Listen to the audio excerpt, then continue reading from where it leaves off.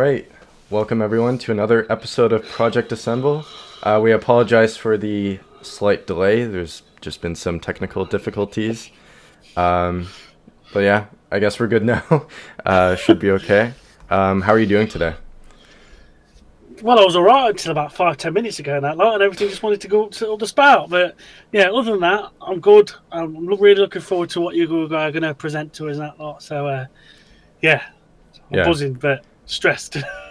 yeah, all good now though. So I guess we'll just get right to it then. Do you have Discord open on your computer? Because I have two links Yes. I'm going to send you at some point, Oh, okay. and just something to watch. So Right. Okay. I'll tell you when to play them, and Right. Okay. then we'll try to link it up with what I've got here. So yeah, Right. thank Okay. you again, everyone, for joining. Today I'm going to be showcasing my Phase 6 of my Marvel movie franchise and the finale to the Nexus saga. So I'm very excited to get started and show you all what I have been, planning out up until this point and show you what happens. So let's get to it. All right. You should be able to see my thumbnail on the other thing. All right, so this is my Phase 6. Obviously, in Phase 5, we had Doctor Strange 2, The West Coast Avengers, Fantastic Four 3, Ultimate X-Men, Daredevil, The Man Without Fear, and then Secret Invasion Part 1 and Part 2, which kind of put this universe in an interesting place. And the post-credit scene of Part 2 revealed that Kang the Conqueror is the main villain behind the overall story. So I'm very excited to show you what he's been up to and what his plan is. So yeah, let's get to Phase 6. Kicking off Phase 6, Black Panther 3. Oh, okay. The villains in this one are Achabe, I hope I'm pronouncing that right, and the White Wolf. Oh, White Wolf, I do recognise. I don't recognise the other one, but I do recognise White Wolf.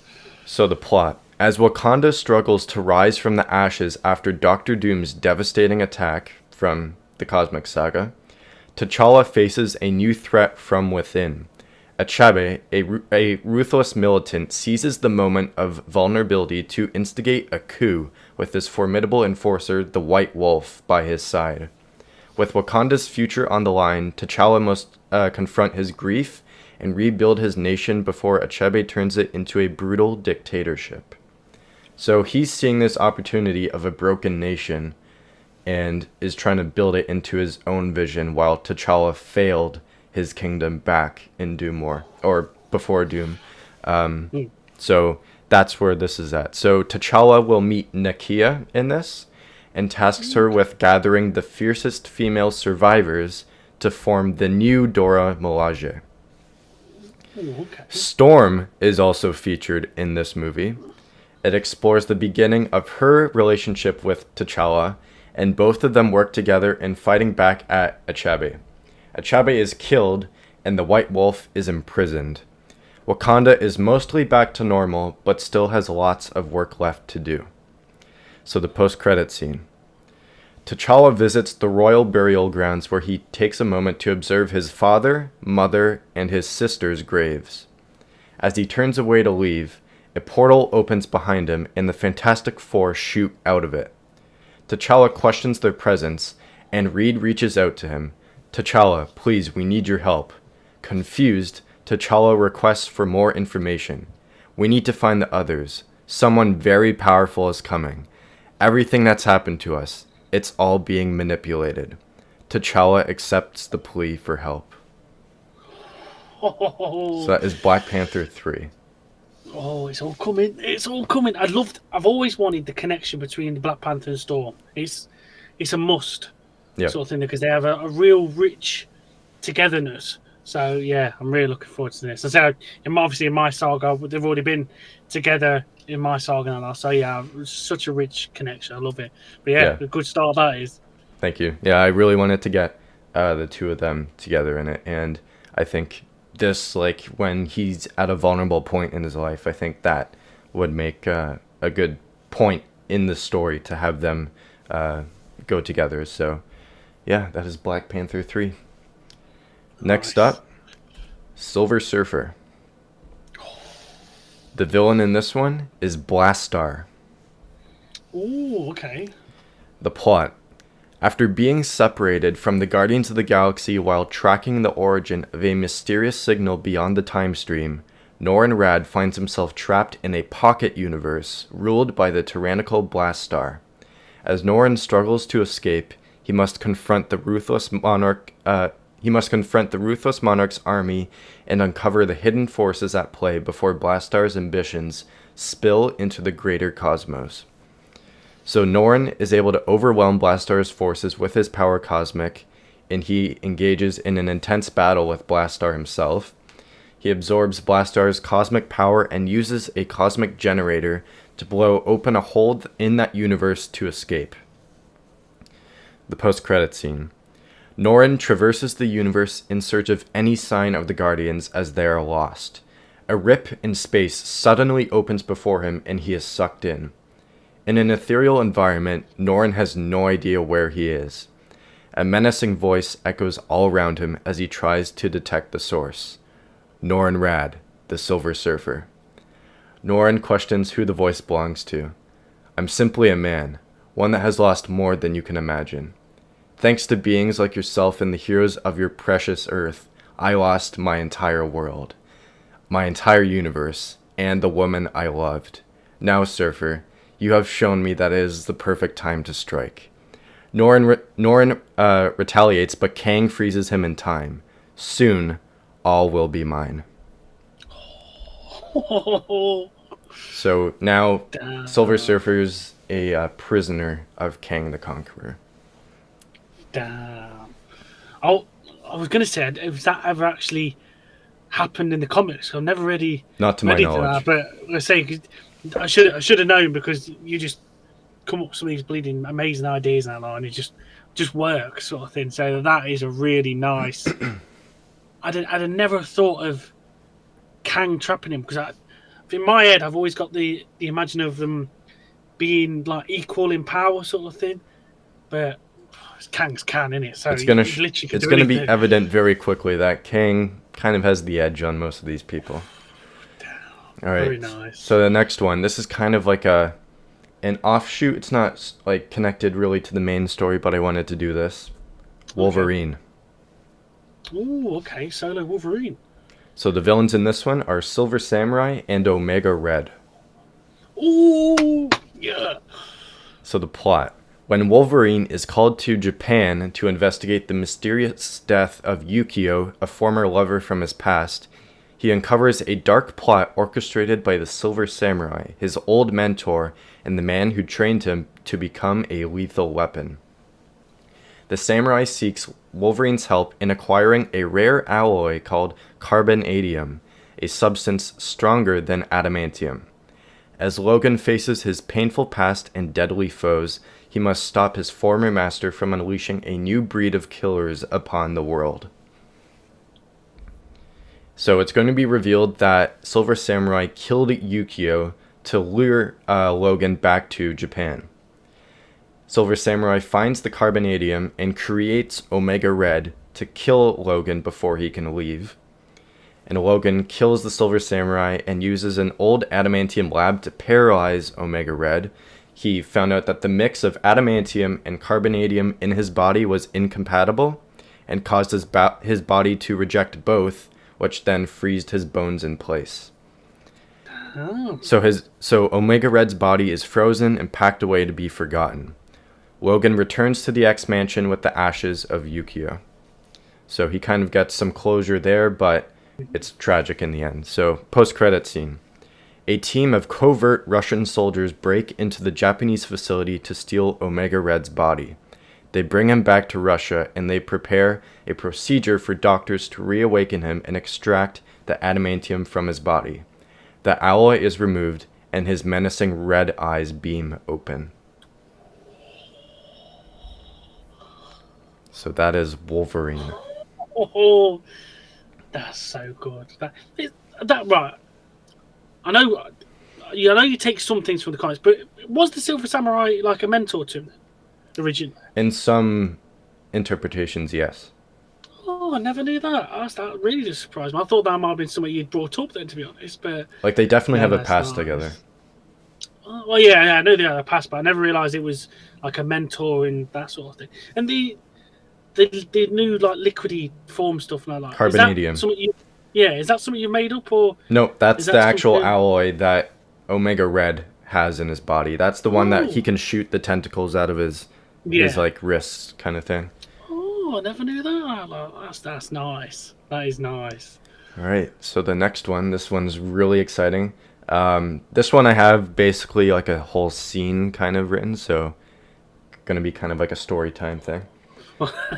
So this one, the sensational Spider-Man. Oh, okay. The villains in this one are Alistair Smythe and the Green Goblin. So, the plot. As Peter Parker navigates the city in attempting to uncover the identity of a larger threat, he finds himself hunted by Alistair Smythe's relentless Spider Slayer drones, funded by a power but hidden benefactor. While evading these high-tech threats, a new and more dangerous foe emerges in the form of the Green Goblin, causing chaos across the city and targeting Peter's personal life, attacking his school, work, and even his home. As the Goblin discovers Spider-Man's emotional vulnerabilities, the stakes rise, with Aunt May and Gwen Stacy directly in his crosshairs. So, Peter is pushed to his limits as he tries to protect the people closest to him, including the staff at the Daily Bugle. His fellow photographer and friend, Eddie Brock, senses something is up with Peter and confronts him about it. Peter dismisses him and Eddie becomes angry and concerned for the safety of Gwen. He discovers that Oscorp is behind the hiring of Smythe and manufacturing of the Spider Slayers, questioning Harry if his father is behind the chaos. Norman has many moments of tension between himself and Peter, and Norman discovers Peter's secret. It is revealed that Osborn is targeting Spider-Man because he is disrupting Oscorp's reputation in manufacturing, and he develops the Goblin Serum to give him immense strength to take down Spidey.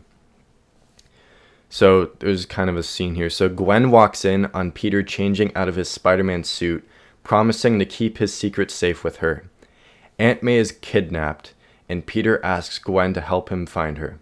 A note from the Green Goblin is found on May's bed, telling Peter to meet him at the George Washington Bridge at dawn.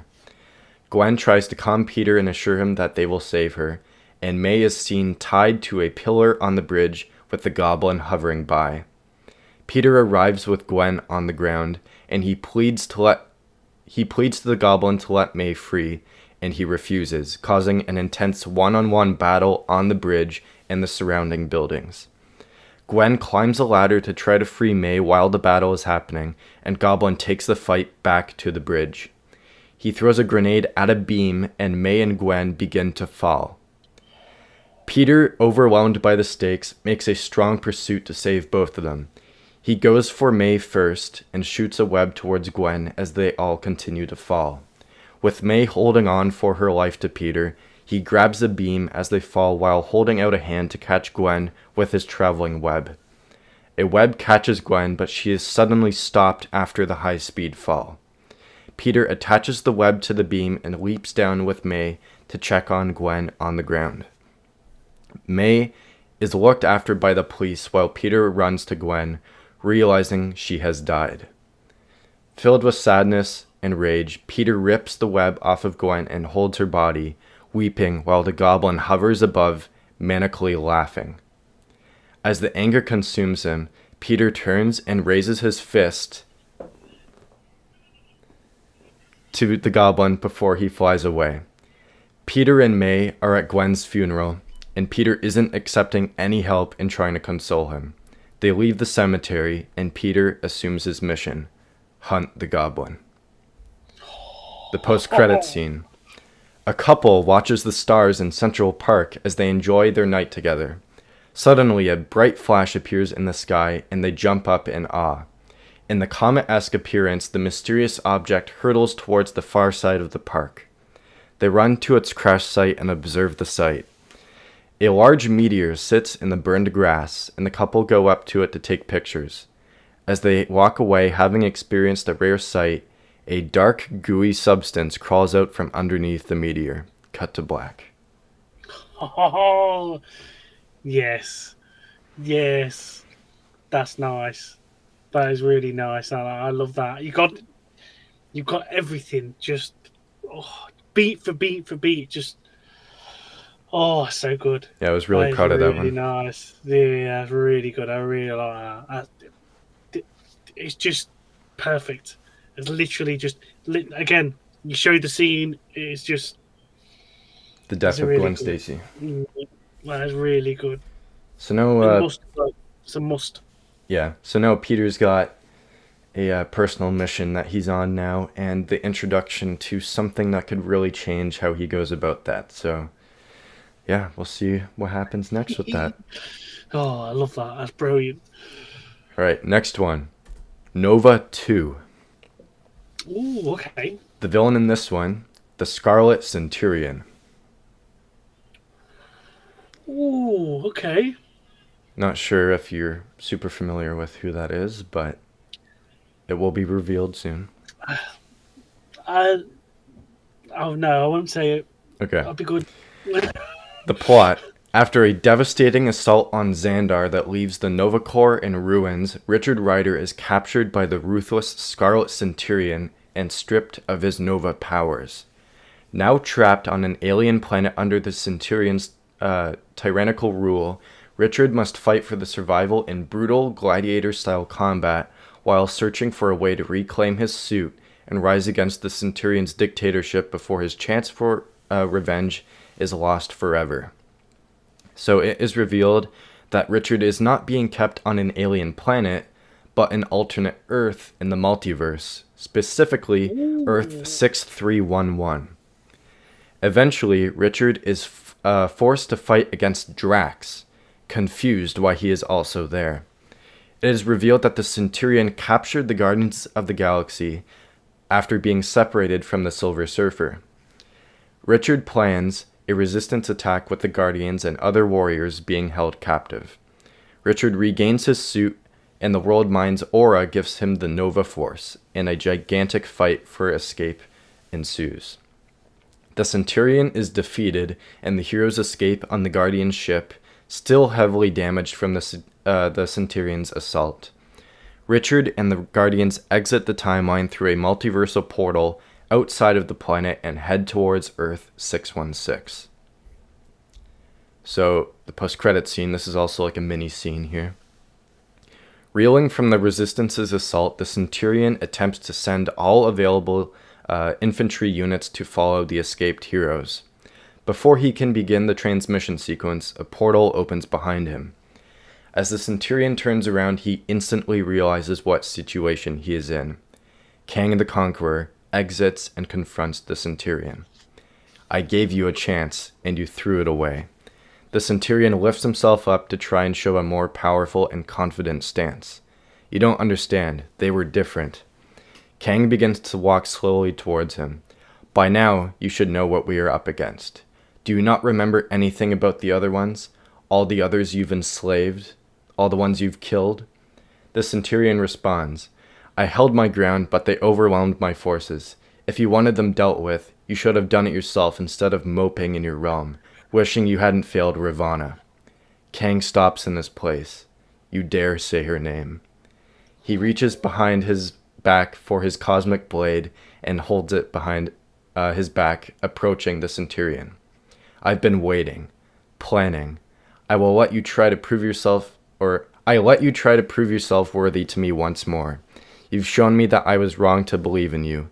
You're no better than any of the others. Kang grabs the Centurion and hurls his blade straight through the Centurion's chest and pulls his body closer to him. I warned you what would happen should you fail me. You've lost my respect, and worse, you chose to speak her name. He twists the blade as the Centurion's life fades away. Kang releases the blade and drops the body to the floor. I will bend their will to my side, and just when they see a moment of hope, I will take it from them. Jesus. Oh boy. So the Centurion is a variant of Kang. Oh, well, it's not what I thought then. It's not what I was thinking of then. Okay. Okay, damn. Oh, that's nice. That is really good. All hell is going to come. And Yeah, just a that's what it bit. seems to me. It's literally just oh, it's gonna be like a bloodbath. Yep, just a little bit. Damn, And Christ, that's it's nice. revealed there that there's something about the name Ravana that has given Kang a bit of a tick. So That's we'll good. we'll That's really soon good. we'll soon know what that is. So the next one, the Fantastic Four 4. It's kind of weird saying that. The villain in this one, Ramatut. I know that one is. I know that one.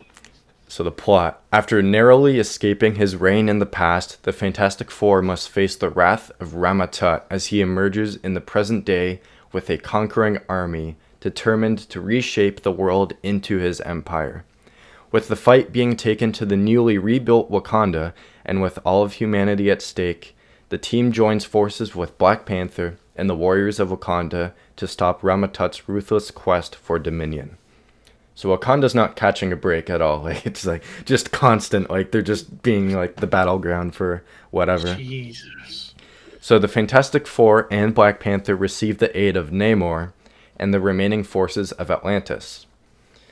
There's an epic battle on the outskirts of Wakanda, and Ramatut's forces are defeated, and he engages in a 1v7 fight. So it's Ramatut against everyone, like the Fantastic Four, Black Panther, and Namor, and I guess Nakia. Black Panther eventually weakens him, and he tells the heroes that there is no stopping what is coming. Namor takes the killing blow. As Reed and T'Challa discuss next steps, they realize that their situation will get increasingly worse very soon. The post-credit scene, and this is where things start to give into the kind of lengths that these heroes have to go. Jesus. The Illuminati hold a meeting in the Baxter Building. As they all discuss that there is an existential threat incoming that threatens all of reality, they weigh their options and the possible outcomes.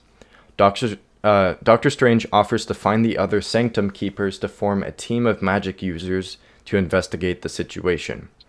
Reed offers an idea that leaves the rest of the team in shock. I'm afraid we must go to lengths that we may not like, but we have to try. Professor X questions what he is thinking. Reed turns on a hologram, and the heroes react with an immense shock.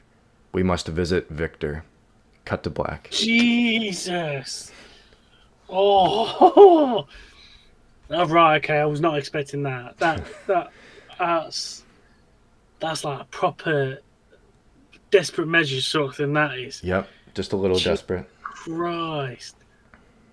That's nice. That's really nice. That is. I don't know what to expect now.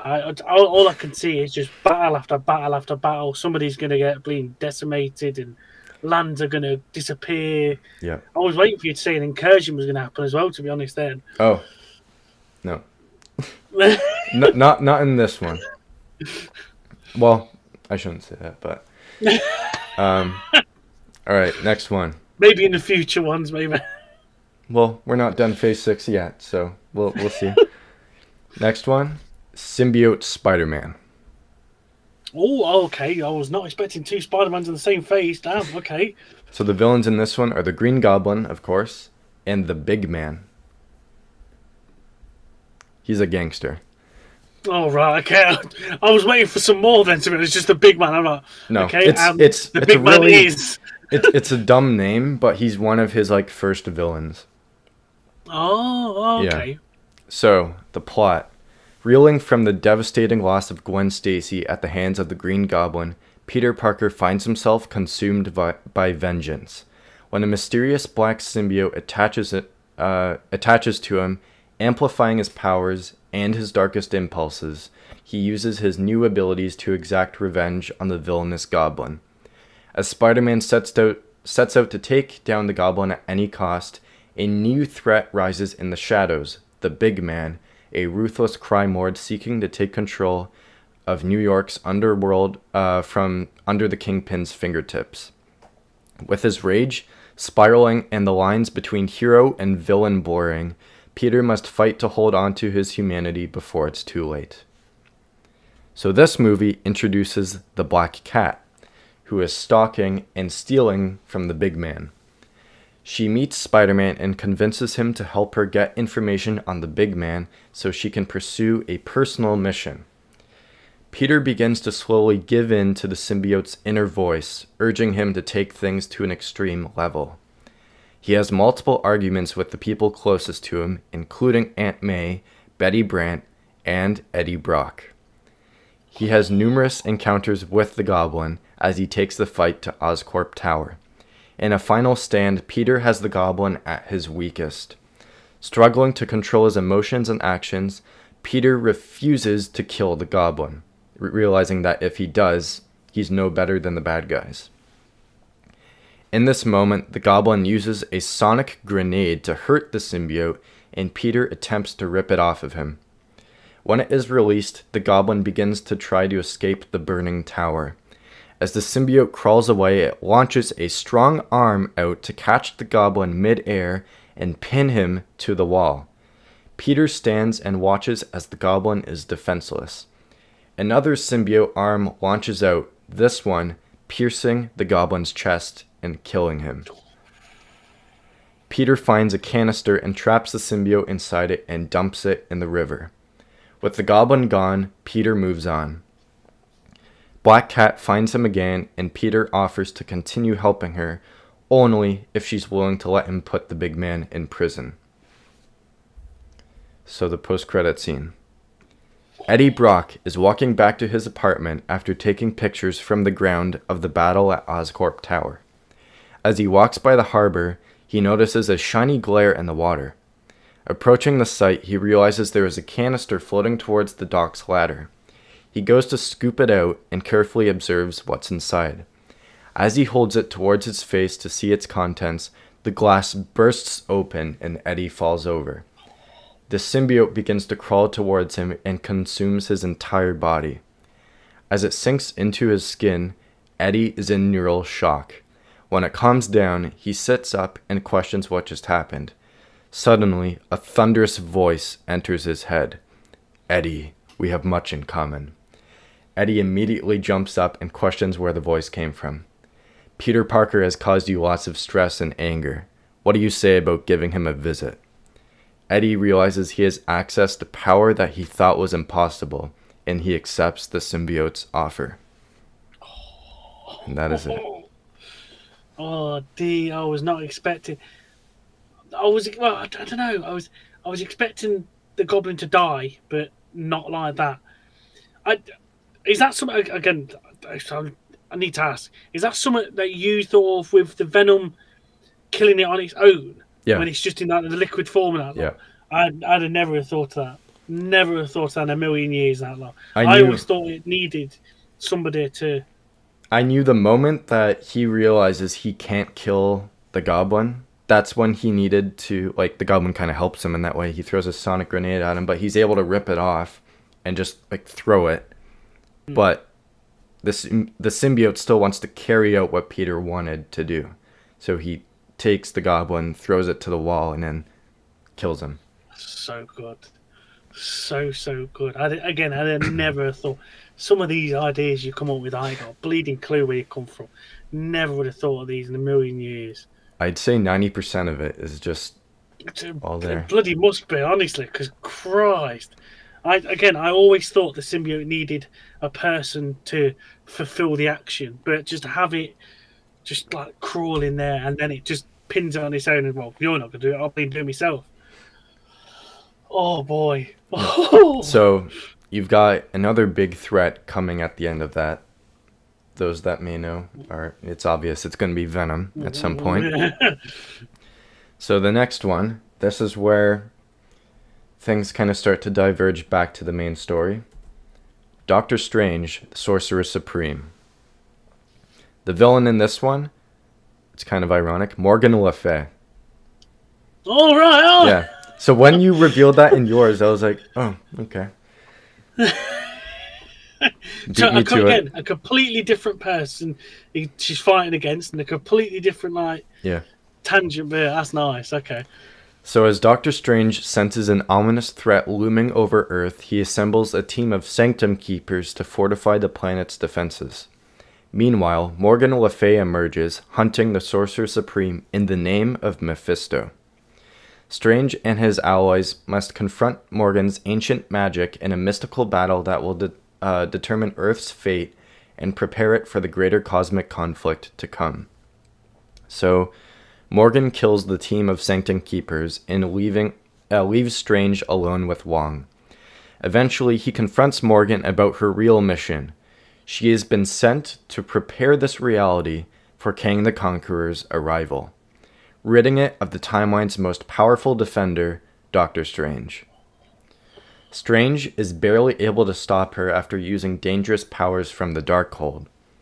Morgan explains the reasoning behind Kang's ambitions, which terrify Strange. With Morgan killed in the end, Strange must find the other heroes to warn them of the incoming attack. The post-credit scene. In the depths of Castle Doom, we see Victor operating multiple computers, showing various readings and recordings of past events. With a relentless sense of energy, he is scrambling to find the answer to something. Suddenly, one of the computers gains his attention. He looks at it to see that a cosmic reading has been found outside of this timeline, having developed a cosmic energy signature device. In a look of shock, he leaves the room with one purpose: find Reed Richards. Oh, damn. Okay. Oh, I was not expecting that. I could see Reed going to Doom, but I never would have thought of Doom wanted to find Reed.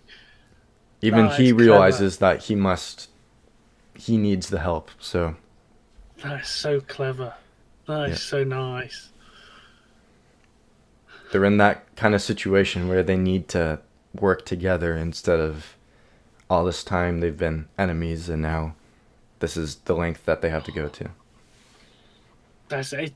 It just shows you how desperate both of them must be to panic and reach out for the arch enemy, basically. Now, not to say no. We need to. Oh. Yeah. All right. This is where things start to get crazy. So this is the Avengers 4. I didn't really come up with a name from it, but it's kind of it's kind of inspired by a storyline called Breakout. Oh, okay. So the villains, there's a bunch of villains. It would be too much to name. So the plot: when Ares unleashes a mass breakout at the raft, villains wreak havoc across New York City, but a powerful group of escaped foes, including the Masters of Evil, Bullseye, Crossbones, Taskmaster, and the Mandarin, set their sights on a single target: the Avengers. As chaos spreads throughout the city, the Avengers must defend their mansion from a relentless assault, battling wave after wave of enemies determined to crush them once and for all. Pushed to their absolute limit, the Avengers face their most personal and dangerous fight yet, with the fate of the city and themselves on the line. So to rehash who's on this team, we've got Iron Man, Captain America, Wasp, Hulk, Wonder Man, Hawkeye, Black Widow, She-Hulk, Hercules, Mar-Vell, and Falcon. So the Avengers mansion is destroyed, and the villains obliterate the entire lot of land. The team suffers heavy losses, with Wonder Man, She-Hulk, and Hawkeye dying in the fight. Damn. As the villains leave the Avengers at the moment, thinking, why end them all now? Let them suffer longer. The city is left in its most vulnerable state. So, there are two post-credit scenes for this. The first one: Kang sits on the bridge of his warship, observing the glowing time streams flowing around him. He stands and walks past a group of soldiers exiting a room where terrifying screams are heard. Kang walks in the room, and we see the Silver Surfer bound to an apparatus. Kang approaches a control dock and gives the Surfer an immensely powerful shock, weakening his power cosmic and forcing more painful screams.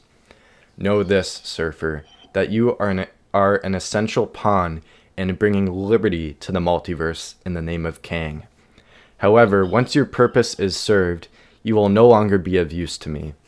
How you choose to spend your last days alive is up to you, but realize that if you resist, you will be forced to personally witness the death of your beloved friends.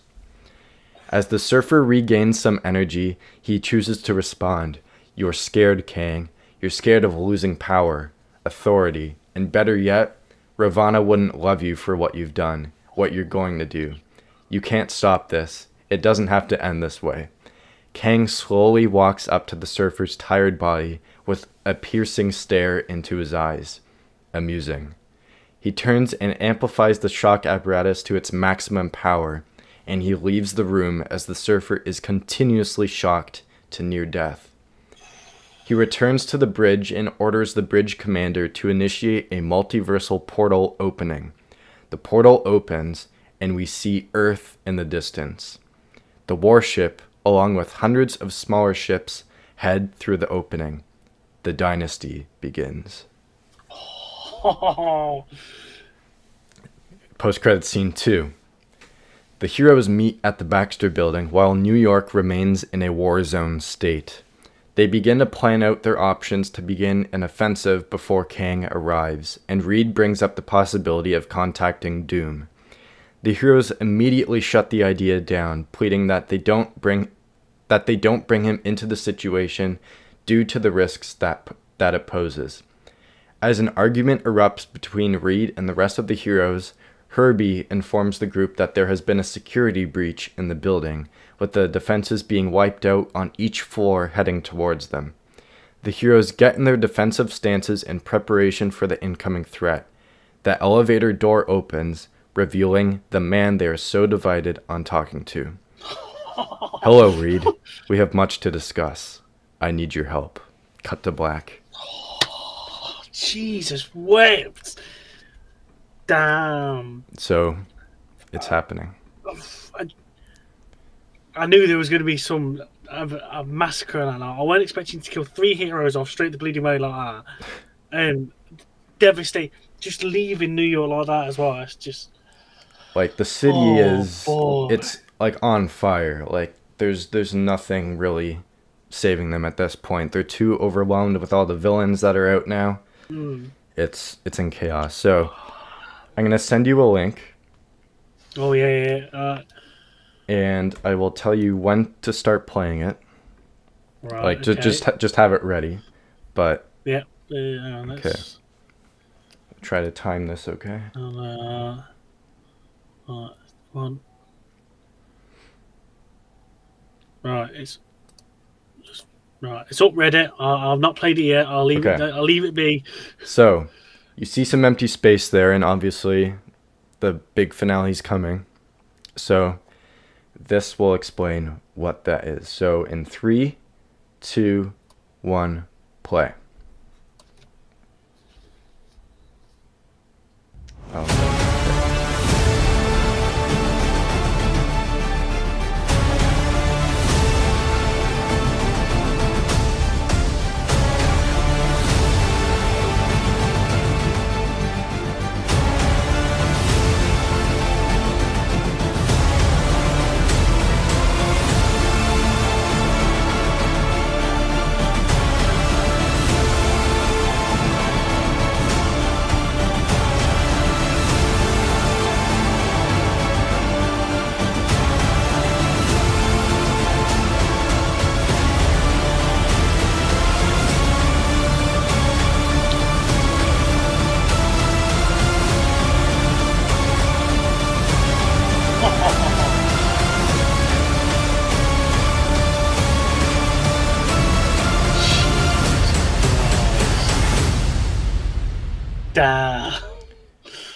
Yep, so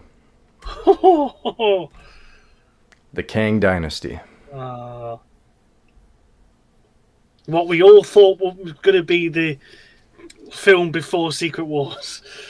Yeah, so now I'm legally able to use this name because they're not going with that anymore.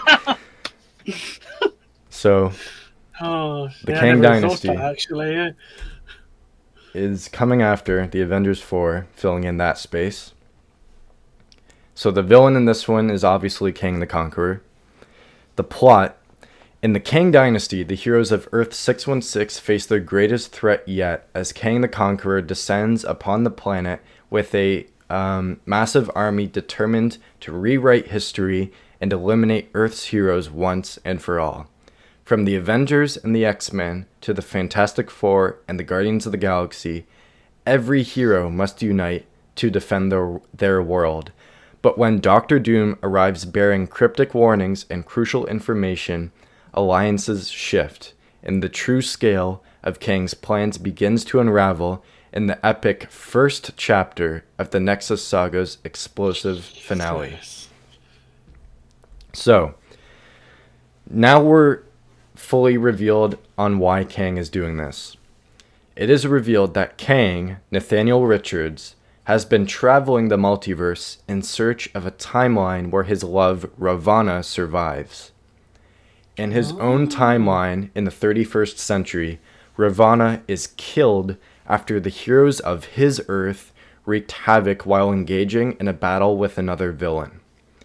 After building his own army and arsenal of advanced weaponry, Nathaniel ventures off on his quest to find Ravonna. If he comes across a timeline where she is dead, he either destroys it entirely or conquers it to expand his multiversal empire.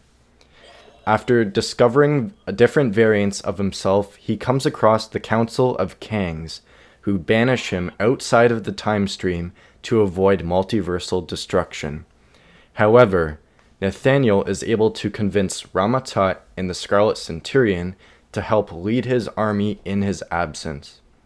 In his banishment, Kang has been watching the events of this franchise from the very beginning, knowing what Doctor Doom was planning and perfectly manipulating the events of the cosmic saga through the technology of his time chair, which the Council didn't take from him. However, the heroes unknowingly overturned Kang's plan, as the other iterations have done in countless timelines. So no matter what he does to make sure everything falls in place for him, the heroes always, make it go in the opposite way. So, realizing Doom couldn't defeat the heroes, Kang altered history by allowing the Red Skull to survive World War II, destroy the Skrulls' home world and force them to Earth, bring Galactus to Earth, and secretly guide Ares to Earth to release the villains from the raft, something that wouldn't have happened in the Sacred Timeline if Kang hadn't interfered. So Kang is prepared to use a device to obliterate the timeline after he forces the heroes to watch each other die by his hand. Doom says he has the parts to engineer a device to override Kang's warship and his time chair and send him back outside of the time stream, and he asks Reed for his help in building it. Hesitant, Reed accepts his proposal but warns that if he steps out of line like before, the heroes will act swiftly. Through multiple battles with Kang's forces, the heroes make a risky choice: enlist the help of all the escaped villains. The villains reluctantly accept the offer, realizing the power the greater enemy holds. For the first time, heroes and villains unite to face the ultimate enemy. They free Silver Surfer from the Kang ship, and Kang engages in a fight with almost every character, showing how powerful he is against all of them. At the end of this fight, multiple characters are killed. Johnny Storm, Iron Man, Wasp, Star-Lord, Drax, Mar-Vell, Ares, Jean Grey, Colossus, Iceman, Taskmaster, Titania, and the Mandarin. As the heroes realize they are at their end, Kang reveals his timeline obliterator. However, when he activates it, the sky splits open and the world begins to fold in itself as if a mirror is falling over. Reed questions what is happening, and Doom reveals he hijacked the detonator's command. Now, instead of destroying this timeline, multiple timelines are converging into Earth 616. Oh, Jesus wept. With a gigantic flash, the characters find themselves in an ethereal environment, clearly not on Earth 616 anymore. With no sign of Kang with them, the heroes fear he remains behind, stuck in a vulnerable world. So the post-credit scene. Oh. The characters come across a citadel at the end of a long walk. Curious to see what it is, they enter it and reach the top of the tower. As they see multiple timelines crashing into each other and exploding around them, Strange reveals they are where Kang was banished, outside of the time stream. They enter what appears to be a throne room with one man sitting at the very end of it. They question who he is, and he stands before them. My name is Immortus, and we must get you all home immediately. Strange asks what happened. Kang's device opened the multiverse onto itself, causing multiple timelines to converge all together. Luckily, you aren't the first ones to be sent here. Immortus points to his side where an other room is. When the characters enter the room, they find themselves in awe. Multiple variants of themselves and other characters sit together, waiting for Immortus' instruction. Welcome to the multiverse. Oh, Jesus wept. Oh, So, yeah. boy. That Oh, is I the could just see Kang that dynasty. image. I could just see that image. I'm just... Just like the doors Oh. opening and then all the variants are inside. That's so cool. That is so, so cool. And I think I know what's going to happen. Okay. But I'm not too sure, but I just... So, there's still an empty space there, and obviously the story is not over. So... Oops. It's not supposed to happen. Stop that. So, I'm going to send you another link. Yep. This one, again, don't play until I've given you the go-ahead. I'm going to change this file. Hopefully it doesn't explode.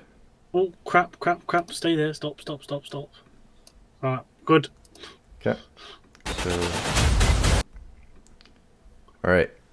3, 2, 1, play.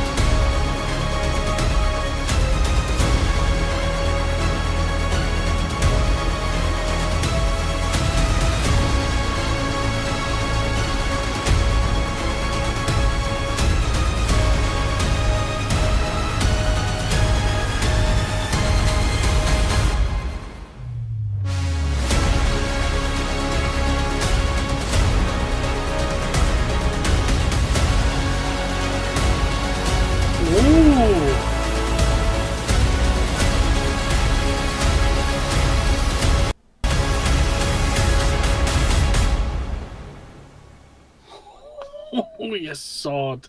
So, Nice.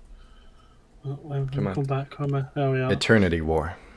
Damn. The epic finale to the Cosmic Saga. So, the villain again in this one is Kang the Conqueror, of course. The plot. In the epic conclusion to the Nexus saga, the surviving heroes and villains find themselves trapped in a limbo, desperate to return to Earth 616 and stop Kang the Conqueror once and for all. With the guidance of Immortus and the aid of powerful allies from across the multiverse, they must unite to confront Kang's army and prevent him from seizing ultimate control of time and reality. As the final battle looms, the fate of all existence hangs in the balance, and the Marvel Universe must unite like never before to defeat Kang in the ultimate war for eternity. Are we doing good on time, by the way? Like, you're good? Yeah. We've got about 20 minutes left, so we're all good. Okay. I'm sure this bit's not going to take 20 minutes, so we're all good. All right. So there's a lot here. Immortus reveals that he is a variant of Kang, and that he was the head of the Council of Kangs, therefore being the one to banish him to Limbo. He built the Citadel of Time to secretly oversee Kang during his banishment, sacrificing his control over the Council and technology to maintain the sacred timeline. So he knew that Kang would, undoubtedly be up to something in Limbo. So he decided to rid himself of the Council of Kangs and also banish himself there to watch over Kang to make sure, he wasn't doing something, and obviously he did. So the heroes and villains question how trustworthy Immortus is, but eventually accept his help in trying to tell them how to stop Kang. As the characters gather and meet each other, they are shocked to find one person in particular, Ravonna. She pleads for the characters to let Kang live so she can talk to him. Although the heroes allow her to do this, they can't promise anything. Strange finds another variant of himself and attempts to use their mystic arts to break themselves free, and Doom jumps in to help as well with his own sorcery background. They eventually open a portal to Earth 616, and they thank Immortus for his assistance. As they all jump through, the battle for the multiverse begins. All the Earth 616 heroes and villains, as well as the multiversal variants, take to the city to shut down what remains of Kang's army still raining fire on Manhattan. After a lengthy battle, they confront Kang at the Baxter Building, where he has fixed his timeline obliterator and is prepared to finally end the 616 timeline and move on to the next ones. So this is kind of a bit of a scene that I kind of wrote here. So suddenly, Ravonna runs into the room as Kang threatens the characters. Shocked, he drops the detonator and falls to his knees. She embraces him, and, still in shock, Kang begins to cry. Having finally found a variant of the love of his life, his mission is fulfilled. The characters watch as they try to figure out what to do at this point. Kang orders his army to stand down and return to the warship's airspace. Ravonna tells Kang that she condemns what he has done, which is multiversal genocide, and that she can't love him for what he has done. Too emotional to respond, Kang simply nods and pulls her in closer, embracing every second he has with her. Captain America steps forward. Kang, you need to leave now. Leave us be and restart with Ravonna. You've got what you want. You don't want to follow through with this. As tears continue to run down his face, he looks up at Cap and stands with Ravonna. Very well, Captain. He looks at Ravonna and reaches out for her hand, and they walk towards Kang's shuttle outside of the building's landing pad. As Ravonna enters the craft, Kang stops in his tracks and looks back at all the heroes and villains watching. He opens multiple portals for the multiversal variants to enter and return to their timelines. As the portals close, all that remains are the heroes and villains of Earth 616. I know you have suffered unimaginable losses. Just know that somewhere out there, they are thriving. Cap gives him a nod of acknowledgement. After Kang turns around, he is suddenly frozen in his tracks under the control of a telekinetic power. Confused, he begins to panic. Doom pushes himself through the crowd of people, and the characters jump in action to stop him. He releases a concussive blast from his gauntlets, throwing everyone back against the wall. Ravonna looks back and realizes what is about to happen. Nathaniel? Kang looks back at her. I'm sorry, my love, for everything. Forgive me. Doom pulls a blade from his belt and throws it into Kang's side, and he leans in to speak into Kang's ear. You have caused much damage to this world, my world. For that, you will not leave unpunished. Doom stabs Kang once more, and menacingly turns his gaze to Ravana. She screams and crawls back in fear for her life. Doom drops Kang's body and orders Ravana to leave and never return. Ravana, taking one last look at Kang's body as he bleeds out, flies away to the warship in space. Doom turns to let Kang die alone, and he walks past the subdued heroes. It had to be done. You will leave me alone now. The heroes and villains regain their stability and watch Kang take his final breath. Reed picks up Sue and addresses the group. There was no stopping Victor. We have to live with that guilt now. 1 month later, the city undergoes a massive cleanup as the battle-ravaged city rebuilds. The heroes help first responders seek missing people and offer aid to those who were injured. The villains go their separate ways. The heroes hold a service to honor the fallen heroes that died defending the planet and their reality. At this time, the Marvel Universe is changed forever.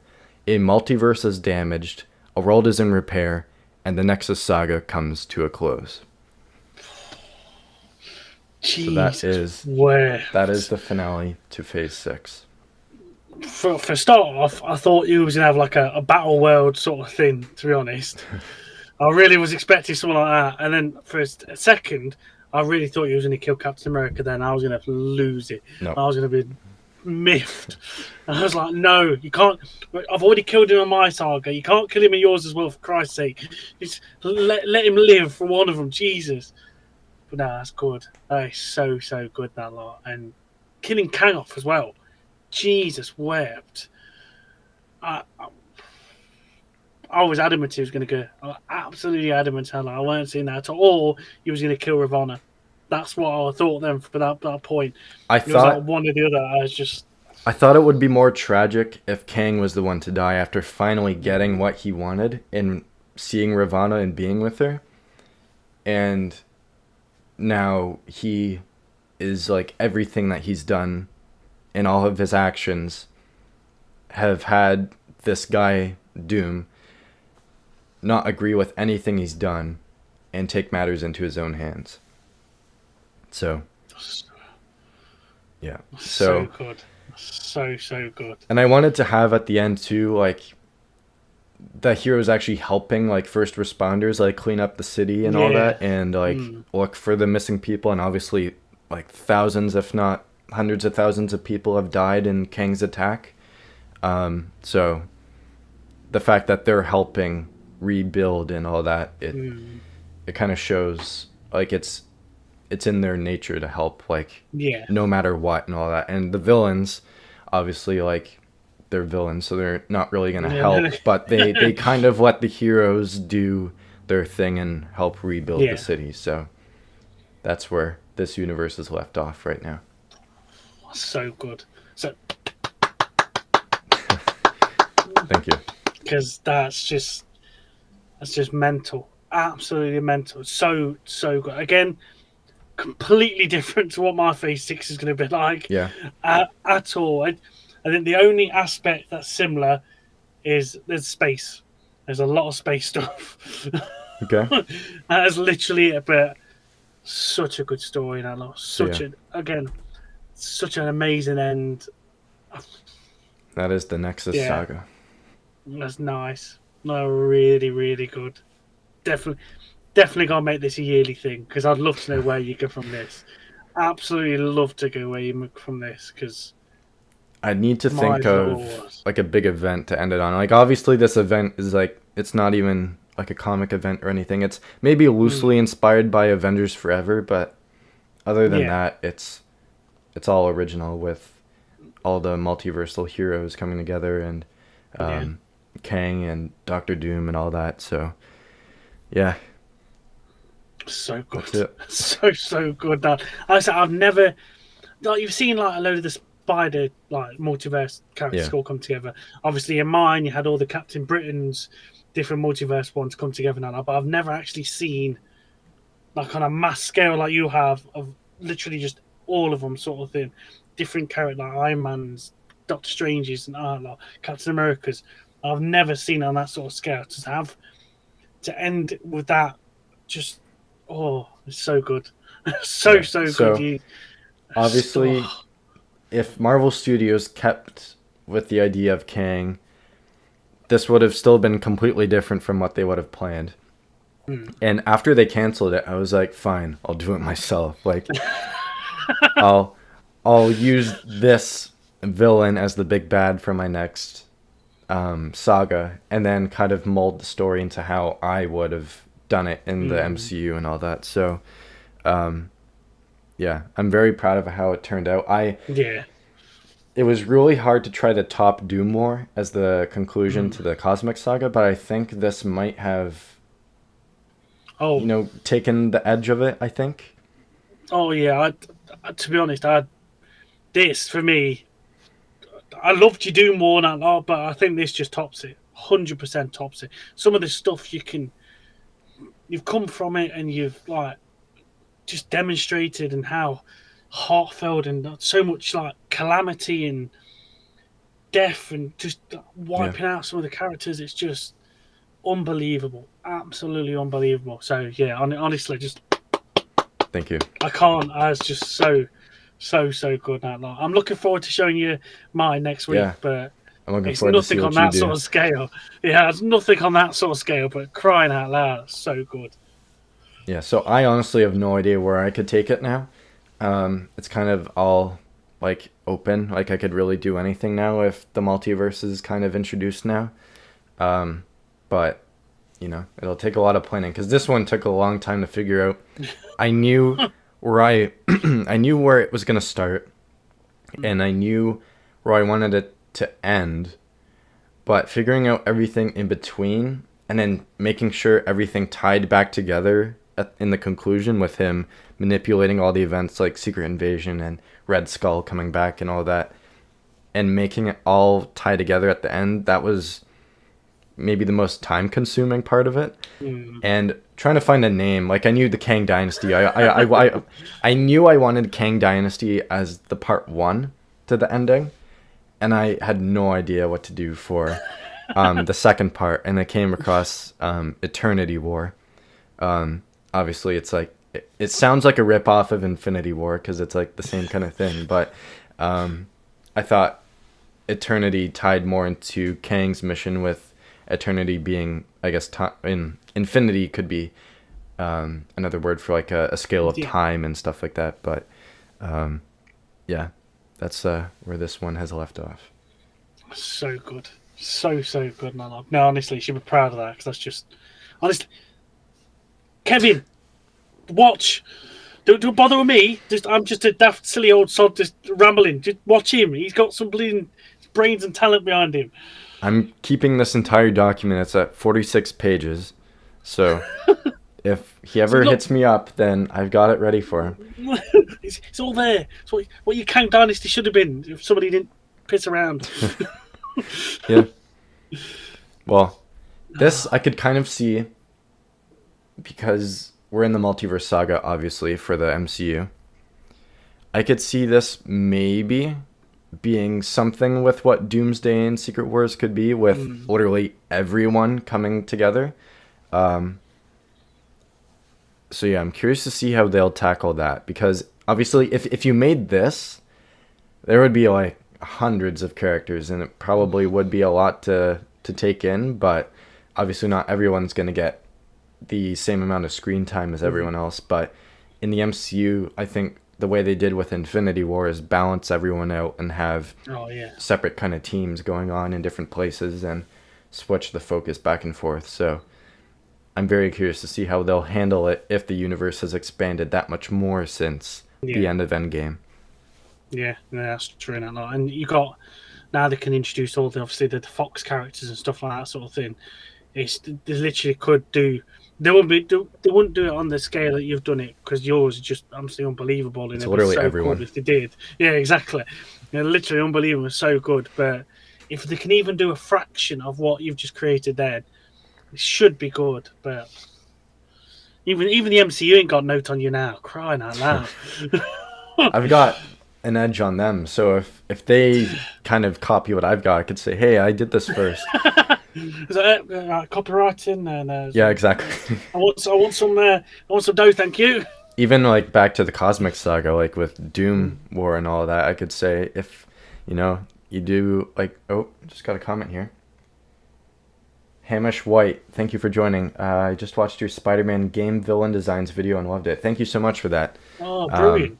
It's still climbing with views. I don't understand. Yeah, Like, oh, it's fantastic. the algorithm has really favored that one, so I'm lucky in that way. But appreciate you for checking that out. So yeah, I'm excited to see what you are showcasing next week because your Phase 2 ended with World War Hulk, right? Yeah, Werewolf Hulk, and then the post-credit scene is if you know what's coming. There's two characters, obviously, Hope and Jean Grey, and something big and fiery is on its way. Yeah, so I'm very curious to see how you're going to handle that. And obviously, Jean Grey died at the end of this franchise or this saga, so maybe something will happen in the next set where some resurrection happens. I don't know. But That'll be yeah. nice. Yeah, there was a lot of Oh, deaths dude. in this one. Like Iron Man's dead, Yeah. Wasp is dead, all of the Yeah. villains are dead. So yeah, Kang was not messing around.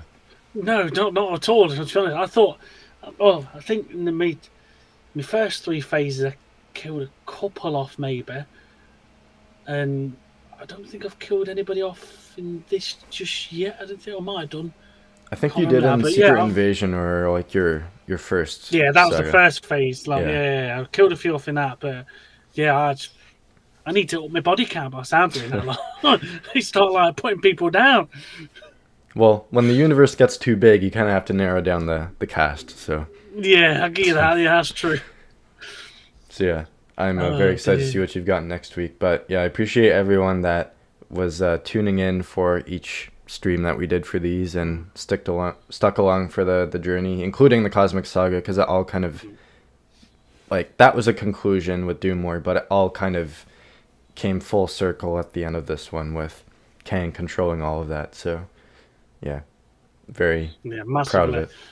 Yes, you should be, honestly, because it's bleeding amazing a lot. And like, I like to say as well, like, I apologise for my stream at the moment going down tits up today. It was supposed Yeah. to be on the same time, but it will be up on Marvel Mad in the coming days or two, hopefully, and that lot. But yeah, I can't wait to show you what I've got coming for next week because I'm really proud of.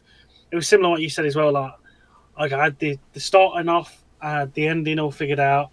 I had the Werewolf Hulk. Werewolf Hulk was always something I wanted to put in the middle as well. And that lot, it's just connecting and intertwining them all together. And how I've ended it, I'm really looking forward to. And then, like you said, that there's loads of other things that can spawn from this sort of like saga for myself into more if we did do it like at the end of next year as well, Yeah. that sort of thing. So, yeah, I'm well ready to show you what I've got and that lot.